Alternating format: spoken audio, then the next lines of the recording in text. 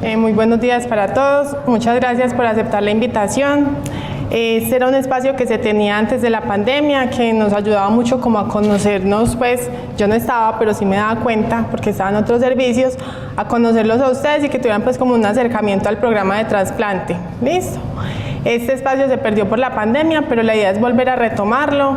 De pronto vamos a hablar cosas que ya muchos conocen, pero lo vamos a reforzar y de pronto hay temas que son nuevos para otras personas. Entonces, la idea es pues como aportarles algo y continuar estas actividades educativas, las vamos a hacer mensualmente, van a seguir siendo los segundos jueves de cada mes a las 10 de la mañana, presencial, acá en el auditorio. Sin embargo, las charlas quedan grabadas para que las personas que no puedan venir entonces tengan también acceso pues como a mirar esta información. Cada mes vamos a tocar un tema diferente, entonces hoy vamos a iniciar con generalidades en torno al trasplante y cada mes nos van a acompañar especialidades diferentes. ¿Listo? A veces infectología, psicología, nutrición, trabajo social, entonces la idea es que esto sea muy productivo para ustedes. Entonces, la Clínica Cardioid, antes llamada Clínica Cardiovascular, es una obra de la Congregación Mariana, sin ánimo de lucro, creada el 13 de agosto de 1966, para prestar servicios de salud de alta especialidad en áreas cardiovascular, pulmonar, neurovascular y otros campos de la medicina, basándose en una filosofía cristiana de la existencia y en armonía con las orientaciones que la jerarquía católica formule, de tal manera que contribuya eficazmente a su labor evangelizadora y de servicio. Esto es importante para que ustedes conozcan pues como desde cuándo está creada y como nuestro objetivo pues en la clínica como tal. Entonces la clínica se ha convertido en un centro de referencia en las especialidades de corazón y pulmón, que ya ustedes pues también lo vienen viviendo esa experiencia con nosotros. Es pionera y líder en trasplante de corazón y de pulmón. El primer trasplante de corazón se realizó el 1 de febrero de 1985 y el primer trasplante de pulmón se realizó el 28 de octubre de 1997. ¿Cuál es el objetivo de nuestro programa de trasplante? Entonces es ofrecer una opción de tratamiento quirúrgico a pacientes con enfermedades cardíacas y pulmonares severas que no tengan otra opción terapéutica diferente al uso de tejidos cardiovasculares y o trasplante de órganos torácicos que mejoren su sobrevida y condición funcional. Entonces son pacientes que tienen una enfermedad de base que los ha llevado a deteriorar pues, su calidad de vida. Debido a la enfermedad, la idea es poderle ofrecer otra opción que sabemos que no es recuperar del todo su salud, pero sí es mejorar en parte su calidad de vida. El alcance del programa, entonces, es desde la recepción de la solicitud del paciente para trasplante de órganos torácicos o cardiovasculares, o sea, desde el momento que el médico especialista en trasplante hace la valoración del paciente hasta el seguimiento post-trasplante. Ese es el alcance del programa. Entonces, ¿qué es un trasplante? Sea corazón, riñón, pulmón. Entonces es la utilización terapéutica de los órganos o tejidos humanos que consisten en la sustitución de un órgano o tejido enfermo o su función por otro sano procedente de un donante vivo o un donante fallecido. Pues aquí en Colombia entonces podemos trasplantar de donantes vivos, sea riñón, o sea parte de hígado, de donantes fallecidos, corazón, pulmón y también riñón e hígado. Pero también tenemos la opción de tejidos, acá en la clínica, tejidos cardiovasculares que se utilizan más que todo en los niños y en otras instituciones de huesos, de piel, todo lo que son tejidos. Pero esos tejidos ya son con personas que fallecen. ¿Qué es un trasplante de pulmón? Es un procedimiento en el que el cirujano de tórax, que se especializa en trasplantes, retira el pulmón enfermo y lo reemplaza por un pulmón que está sano de un donante. El trasplante de pulmón puede ser unilateral, o sea, un solo pulmón, o bipulmonar, los dos pulmones. Eso ya es a criterio del comité del grupo de neumología y cirugía de tórax, que definen si se va a hacer doble o si va a ser solo un pulmón. Y el trasplante de corazón es un procedimiento en el que el cirujano cardiovascular, también especialista en trasplantes, retira el corazón enfermo y lo reemplaza por un corazón que está sano. Este trasplante de corazón puede ser combinado porque se puede trasplantar corazón-riñón, corazón-hígado. Aquí en la clínica hemos trasplantado corazón-riñón.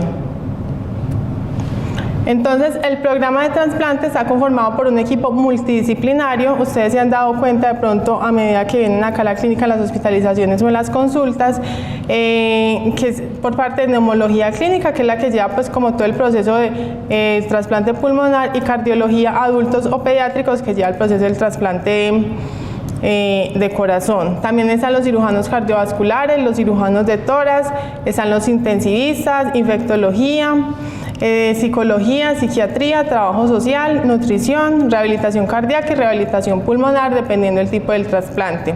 Entonces, ¿eso qué quiere decir? Que el trasplante con un solo especialista no se podría dar. Siempre necesitamos el apoyo de diferentes especialidades para que sea algo exitoso, que tenga pues como un buen propósito.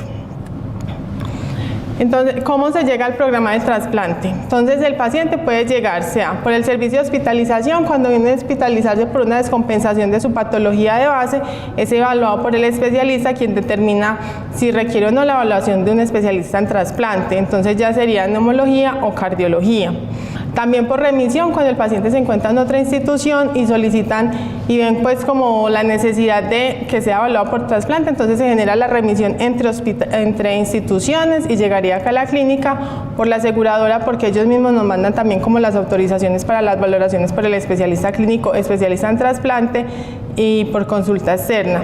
Entonces, cuando el paciente llega al especialista en trasplante, el paciente es presentado en un comité, sea de pulmón o sea de corazón, dependiendo de la patología de base que tenga, y si se considera candidato a iniciar un protocolo, entonces ya se le hace la orden de protocolo y se inician una serie de exámenes y de estudios.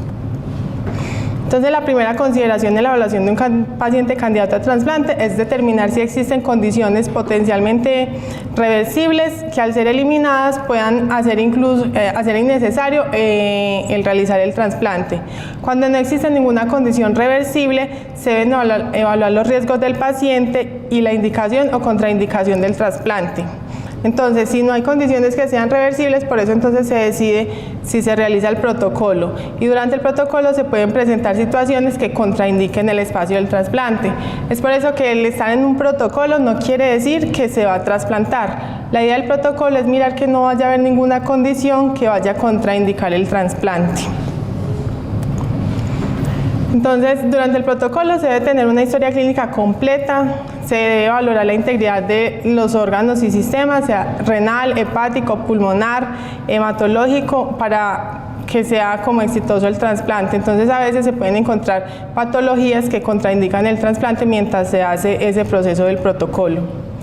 También se verifica el perfil infeccioso. ¿Por qué? Porque cuando se da el trasplante se empiezan a tomar unos medicamentos que vamos a ver más adelante que hace que bajen las defensas. Entonces se debe verificar previamente cómo estaba el paciente para poder dar medicamentos y que lo ayuden a protegerse de algún tipo de infección. También se mira la parte de la inmunización, eso quiere decir la vacunación, que son primordiales porque después del trasplantado se va a estar más susceptible a contraer cualquier tipo de infección, entonces por eso son vitales las vacunas, antes y después del trasplante, con previa asesoría médica. ¿Cuáles se puede aplicar antes del trasplante y después del trasplante? Ya no se pueden aplicar todas, hay que discriminar cuáles y cuáles no, entonces por eso siempre en las consultas se debe traer el carnet de vacunación, mostrarle al médico qué vacunas tenemos para que ellos verifiquen y ya según las que le falten, entonces se genera la orden de las nuevas vacunas. Cuando se finaliza el protocolo, entonces ya se evalúa como todos los resultados, se lleva nuevamente a un comité y ya entre los diferentes especialistas que mencionamos anteriormente, entonces se determina si es candidato a trasplante o no y se genera la orden del trasplante. Esta orden entonces ya se solicita la autorización a la EPS y una vez la EPS nos autoriza la orden, entonces ya se activa en lista de espera. ¿Qué quiere decir esto? Que se hace la inscripción del paciente en un sistema que se llama Red Data, que es a nivel nacional, entonces se ponen todos los datos del paciente con todos los estudios que se le realizaron y ya quedaría activo en lista de espera. Tenemos dos tipos de activación. Uno que llamamos luz verde, que es cuando el paciente es un modo electivo, el paciente está compensado, espera en su casa a que llegue el trasplante, y tenemos otro modo de estar activo que es en urgencia cero, que es cuando el paciente tendría prioridad a nivel nacional. A medida que hacemos la inscripción en lista de espera, entonces los pacientes van ingresando en una posición según el orden en el que se inscribe. Cuando el paciente está en urgencia 0, a pesar de pronto estar de último en la lista, tiene una prioridad sobre los que están adelante por la condición actual en la que se encuentra el paciente. Adicional, tenemos que tener presente que no todos los donantes son compatibles con el receptor. El receptor es el paciente que está enfermo, que está esperando que salga un órgano, y el donante es la persona que falleció y a la que le van a extraer los órganos. Entonces, es posible que ese donante, aunque yo tenga prioridad a nivel nacional, ese donante no sea compatible conmigo en cuanto al peso, en cuanto a la estatura, el grupo sanguíneo. En el caso de los pulmones, entonces la medida de los pulmones también es importante. Entonces, para que tengan pues como en consideración que a pesar de estar sobre una prioridad, si no hay compatibilidad, entonces no se le asignaría el órgano.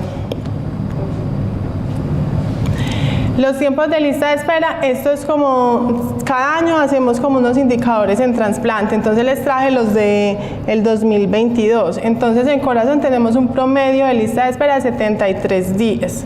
Normalmente se les dice que es entre 2 hasta 3 meses, sin embargo pueden pasar 3, 4 o 5 meses porque eso no es un procedimiento que sea programado. Entonces hay que esperar a que haya un donante y que ese donante sea compatible con los receptores que tenemos en lista de espera. Y el promedio en pulmón es de 232 días.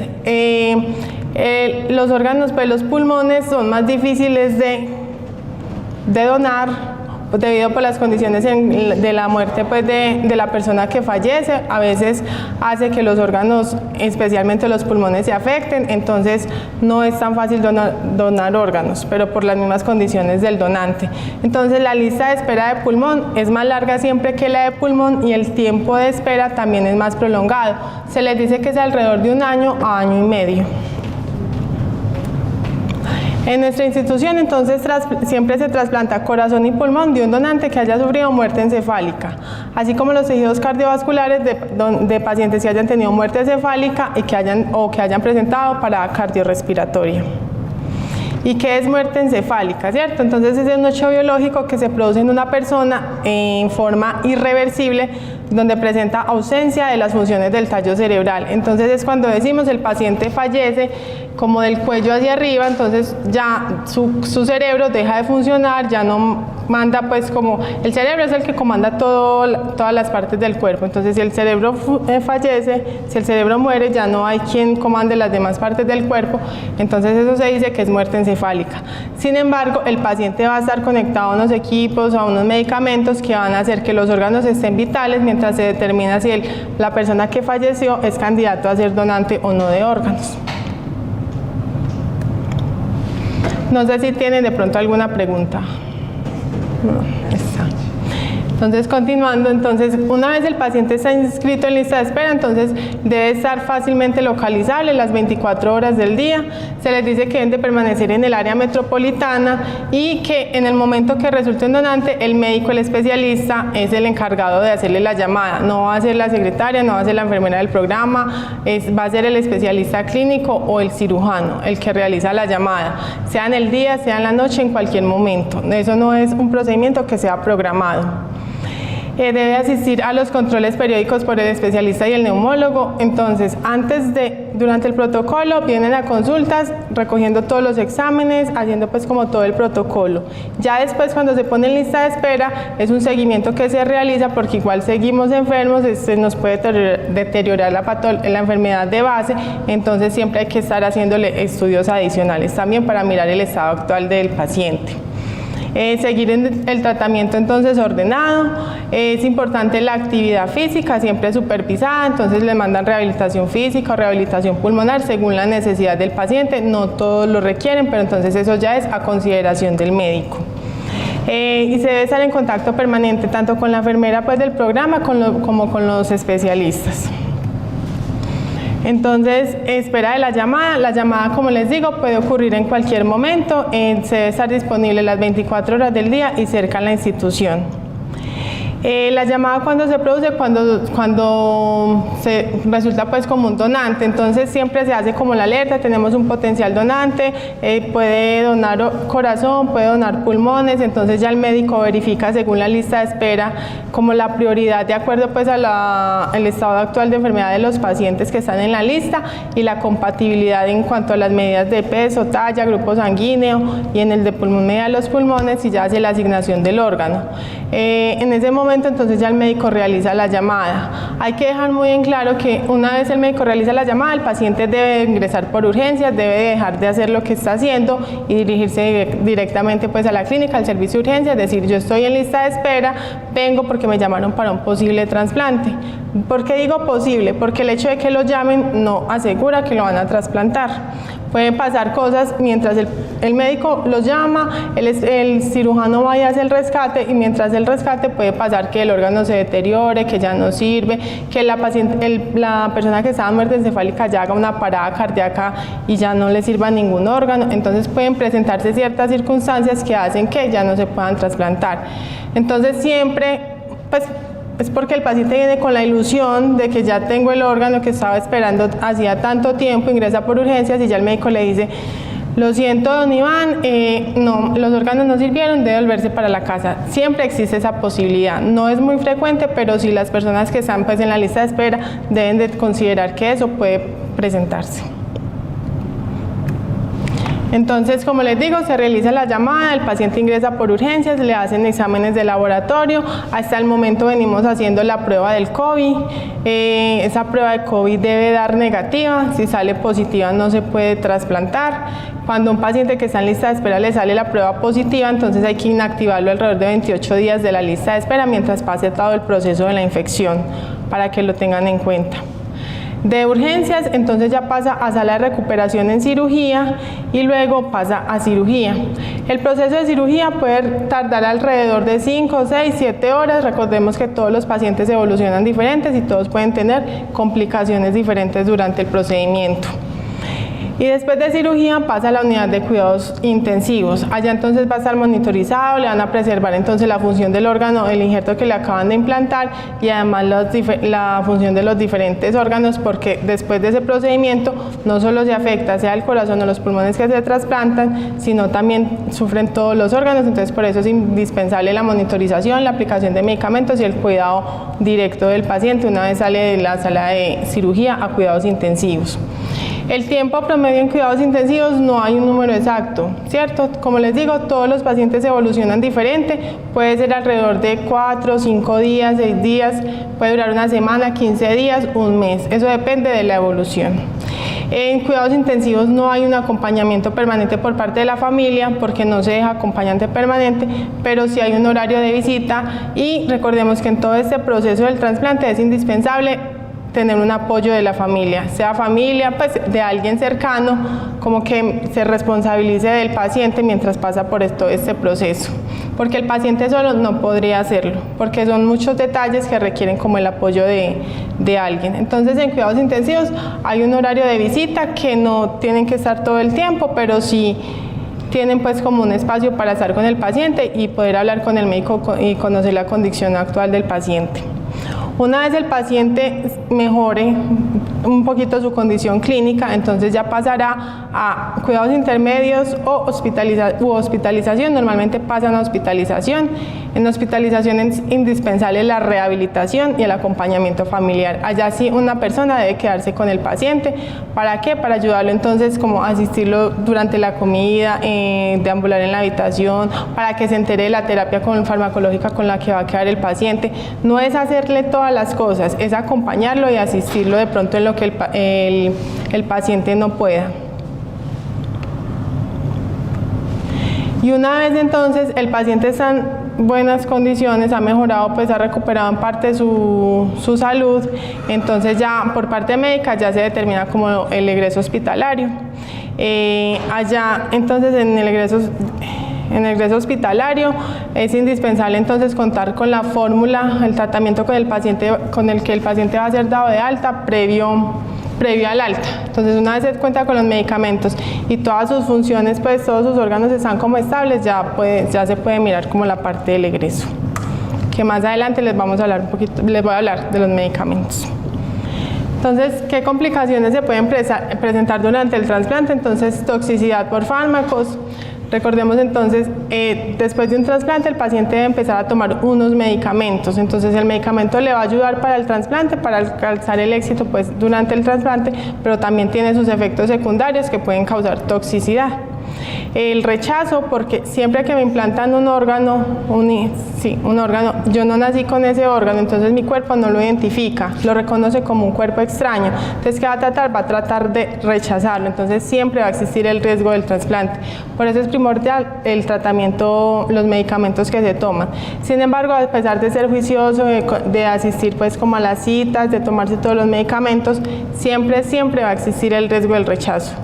Al principio va a ser más alto el riesgo, pero toda la vida va a existir el riesgo del rechazo. Y también dentro de las complicaciones tenemos las infecciones, porque como hay medicamentos que bajan las defensas, voy a estar más susceptible a contraer cualquier tipo de infecciones. Entonces, como les digo, el rechazo va a existir durante toda la vida, es más común en los primeros 6 meses, pero siempre va a existir el riesgo. Para eso es indispensable tomar los medicamentos. Hay unos medicamentos que se llaman inmunosupresores que hacen que bajen las defensas, entonces eso evita la parte del rechazo. Entonces, tomarse exámenes de laboratorio. Hay medicamentos que más adelante les voy a mencionar que se miden los niveles del medicamento en sangre y así aseguramos tener una adecuada terapia para evitar el rechazo. Y las biopsias, que son procedimientos que se realizan rutinarios para mirar biopsias en el tejido, en el injerto que es implantado, para determinar si hay o no evidencia de rechazo. Entonces son seguimientos que se realizan. Los síntomas del rechazo, entonces la función del órgano empieza a disminuir, molestia generalizada, indisposición, sensación de enfermedad. Es como volver a estar enfermo como estaba antes. Por ejemplo, si me trasplantaron del corazón, es volverme a sentir como con síntomas de falla cardíaca. Y los pulmones, entonces volverme a sentir con síntomas como de sensación de ahogo, de fatiga. Igual el ahogo y la fatiga también se puede presentar en la parte del corazón, pero en los pulmones también se evidencia. Malestares como escalofríos, dolores musculares, náuseas, opresión en el pecho, me empiezo a hematizar, sensación de falta de aire. En trasplante de pulmón se utiliza un procedimiento que se llama fibrobroncoscopia. Ese procedimiento me permite mirar cómo está el injerto que me acaban de implantar, o sea, los pulmones, y cómo está la sutura con la que entonces me implantaron los pulmones. Toman muestras para cultivos y también toman muestras de tejido para mirar si hay evidencia de rechazo. Al principio van a ser muy frecuentes, como el primero antes del alta, después a los 3 meses, a los 6 meses, al año, y ya después se van a ir espaciando más, pero siempre se van a hacer estos procedimientos. Lo mismo que en el trasplante de corazón se van a realizar cateterismos. Con el cateterismo me permite medir las presiones del corazón, mirar que está funcionando adecuadamente, y también toman la muestra, la biopsia, que es para mirar que no vaya a haber evidencia de rechazo. También antes del alta alcanzan a hacer 4 cateterismos y ya después los van a ir espaciando. Ahora que digo antes del alta, entonces quiero decirles que cuánto dura el proceso de hospitalización durante el trasplante. Puede durar 1 mes, mes y medio. No es de 15 días, no es de 20 días, es de mes y medio. ¿Listo? En ese tiempo entonces le van a hacer exámenes de sangre para mirar que todos los órganos están funcionando adecuadamente, que están respondiendo bien al trasplante y que están tolerando los medicamentos, y van a hacer exámenes para mirar cómo está la función del órgano que le están implantando, sea los pulmones o sea el corazón. Entonces, como aquí les decía, como exámenes como que se realizan, ecocardiografías, que también me permite mirar cómo está la función del corazón, rayos X de tórax, que me permite mirar cómo están pues esos pulmones que me acaban de implantar, exámenes de laboratorio para mirar que no vayan a haber efectos secundarios de los medicamentos y que los niveles del medicamento que estoy tomando estén adecuados, y las valoraciones médicas diarias. En el momento del alta, el paciente que es trasplantado entonces debe tener claridad acerca de los medicamentos que va a tomar, los cuidados de la herida quirúrgica que va a tener en la casa, los signos de alarma por los que debe consultar, la higiene que debe mantener tanto en la casa como por fuera, pues con la que debe continuar, la que debe hacer durante toda su vida, alimentación, rehabilitación, controles, citas y controles post-trasplante. Es importante entonces que reconozcamos el medicamento que estamos tomando. Entonces, conocer el nombre comercial y genérico, pero más que todo pues, el nombre con el que identificamos el medicamento que aparece en la fórmula médica. Entonces, si es tacrolimus, no, o micofenolato, no es el CEF ni nada, sino por el nombre que es el medicamento, porque el nombre comercial puede cambiar de acuerdo a la casa comercial. Entonces, ¿por qué me estoy tomando el medicamento? Entonces, si es un medicamento que es un inmunosupresor, o sea, que me baja las defensas, que me va a ayudar a prevenir ese rechazo, o es un medicamento que me va a proteger de las infecciones, o es un medicamento para la presión arterial, para la diabetes, para el colesterol. Entonces, poder identificar cada medicamento. El horario en que lo debo de tomar, cómo lo debo de tomar, qué efectos secundarios tienen estos medicamentos, si hay algún tipo de instrucción especial, entonces si se debe tomar en ayunas, si se debe tomar con el estómago lleno, las dosis en que me las debo de tomar, cómo lo debo de almacenar. Entonces no es sacar el medicamento del estuche y ponerlo en un pastillero, no, todos los medicamentos deben ser conservados en su estuche original, de pronto recortarlos y si tengo que salir para no llevarme todos esos medicamentos, entonces recortarlos y guardarlos en el bolso. Es importante que cuando recibamos los medicamentos en la farmacia pues, de la EPS, siempre verificamos qué medicamentos me están entregando. Porque puede ser, por ejemplo, hay un medicamento en el trasplante que se llama tacrolimus, pero hay dos formas de presentación, uno que es liberación inmediata y otro que es liberación prolongada. ¿Qué quiere decir eso? Liberación prolongada es que su efecto dura 24 horas y liberación inmediata es que el efecto dura solo 12 horas. Entonces, puede que me entreguen el tacrolimus, pero no me están entregando el que debo de tomar, entonces no voy a tener la terapia completa para todo el día, digámoslo así. Si estoy tomando liberación prolongada y me entregan el inmediato, su efecto va a durar menos y no me voy a proteger, no voy a prevenir un rechazo adecuadamente. Siempre debemos de verificar qué medicamento me están entregando y qué medicamento tengo formulado, que coincidan, que sean los mismos, ¿cierto? Igualmente, cuando vengo donde el médico me hacen cambio de fórmula médica, entonces si antes tomaba prednisolona y en esta nueva fórmula no aparece, preguntarle ¿por qué? Porque al médico se le puede pasar, no se la ordena, entonces el paciente se lo deja tomar porque ay, ya me quitaron este medicamento, me van a ir disminuyendo medicamentos y no, resulta que de pronto fue que se le pasó. O de pronto pasan hospitalización, que vienen de pronto por alguna descompensación, por alguna infección y en el momento del alta no se hace toda la fórmula de los medicamentos con que ya venían. Entonces dicen, ay, me mermaron medicamentos y dejan de tomar otros que ya tenían previamente. Entonces siempre verificar con el médico si es que la fórmula cambió, sí, porque puede que me quiten medicamentos, que me los cambien, pero siempre verificar para no dejar de tomar todo el tratamiento que se necesita para el trasplante. Entonces, que el sistema de defensa, entonces el sistema inmunitario es la defensa del cuerpo ante los organismos ante organismos infecciosos y otros invasores. Mediante una serie de pasos llamados respuesta inmune, el sistema inmunitario ataca los organismos y sustancias que activan el sistema del cuerpo y causan enfermedades. El sistema inmunitario se encuentra compuesto por diferentes células que hacen eso, atacan entonces los diferentes organismos infecciosos o, digamos, cuerpos extraños que se encuentran dentro del organismo. Entonces, ¿qué hacen algunos medicamentos? Bajan esas defensas para que el cuerpo no detecte, para que el organismo no detecte ese nuevo órgano que me implantan como un cuerpo extraño y no lo vaya a atacar. Porque igual esa es la función del sistema de defensa. Si siente algo que no es normal, sea algo infeccioso o sea algo ajeno, un cuerpo extraño, entonces lo va a atacar. Entonces la idea de los medicamentos es hacer eso, disminuir las defensas para disminuir el riesgo del rechazo, para que el cuerpo acepte ese nuevo órgano que me están implantando. Aquí se encuentran como diferentes medicamentos que se utilizan para prevenir o para tratar o prevenir el rechazo en el trasplante de corazón.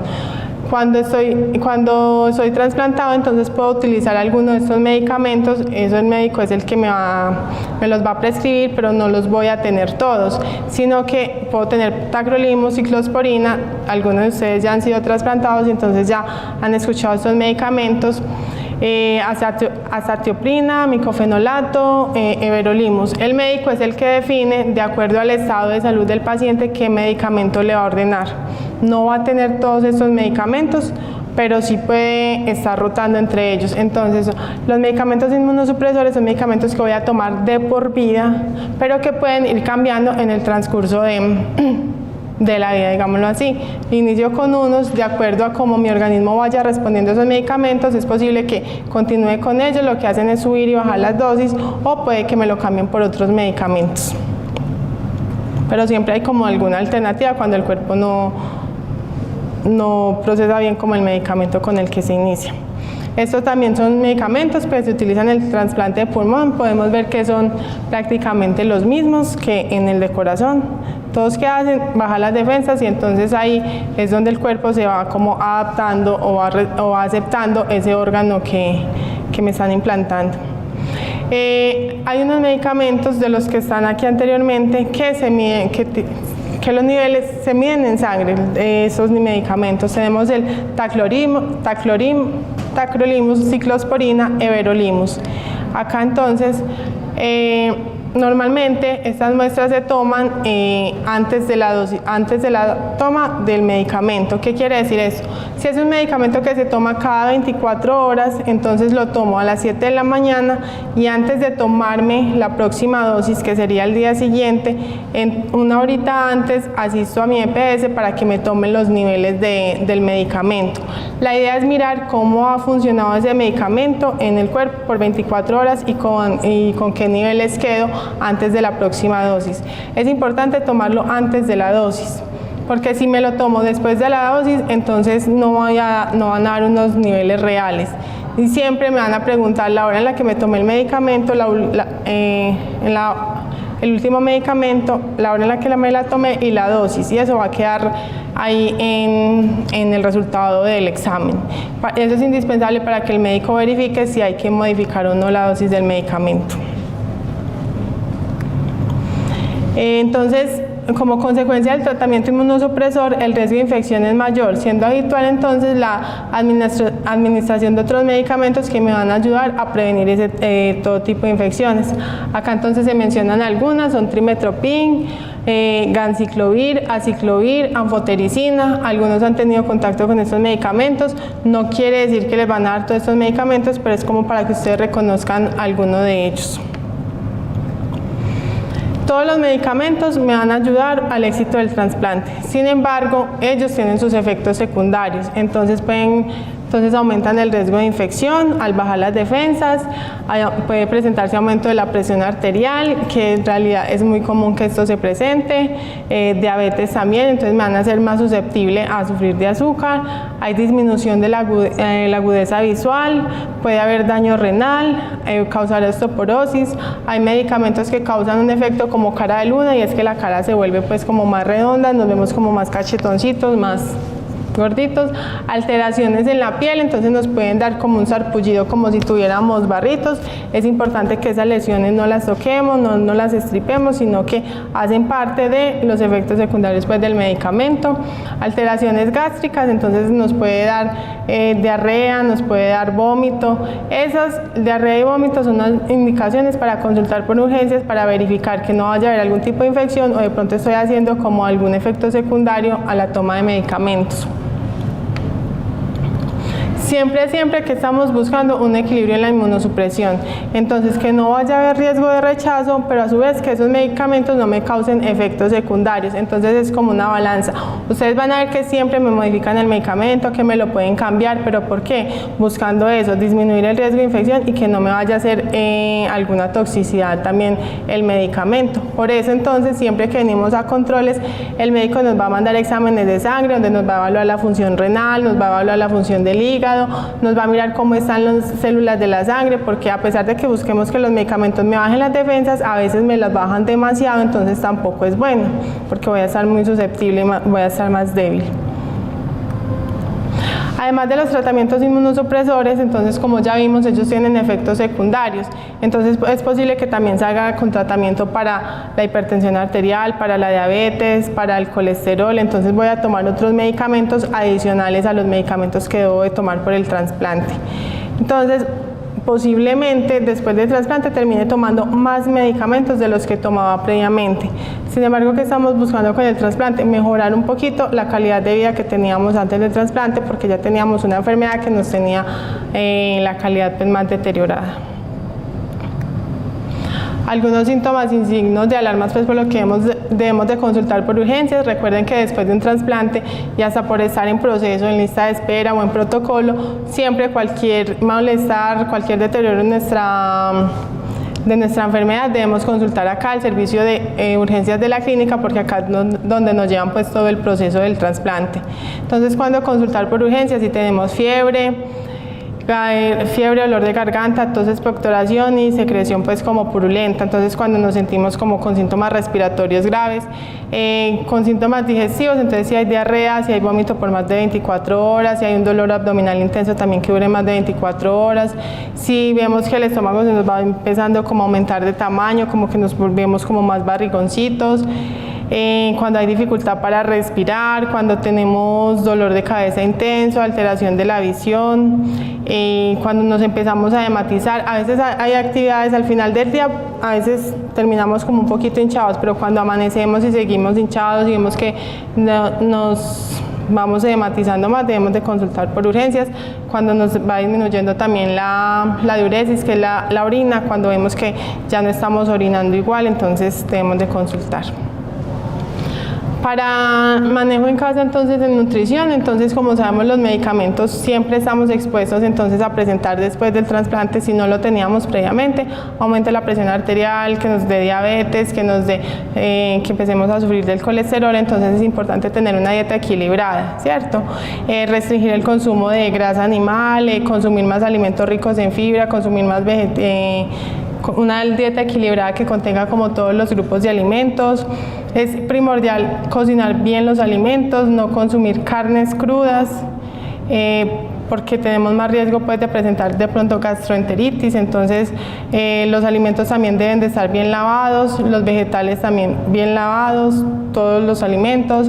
Evitar consumir azúcar, pues consumo alto de azúcares y de sal. ¿Por qué? Por los riesgos a los que ya vamos a estar expuestos. En el autocuidado, entonces, realizar actividad física. No es que me trasplantaron, entonces ya me voy a quedar en mi casa encerradito para evitar, entonces, porque voy a estar con mayor riesgo de infección, entonces, para evitar cualquier tipo de infección, para cuidar mi trasplante, entonces es importante la actividad física. Ya empezar la idea es como empezar nuevamente ya a hacer mi vida normal, digámoslo así, entre comillas. Sin embargo, esta actividad física siempre es asistida por rehabilitación. Cuando después del trasplante nos van a dar de alta, nos dan unas indicaciones. Vamos a empezar a caminar una cuadra, cuando podemos subir escalas, cuando ya podemos salir al centro comercial, siempre asistido por ello, pero la idea no es quedarnos encerrados en la casa, sino empezar ya como a activar nuevamente nuestra vida.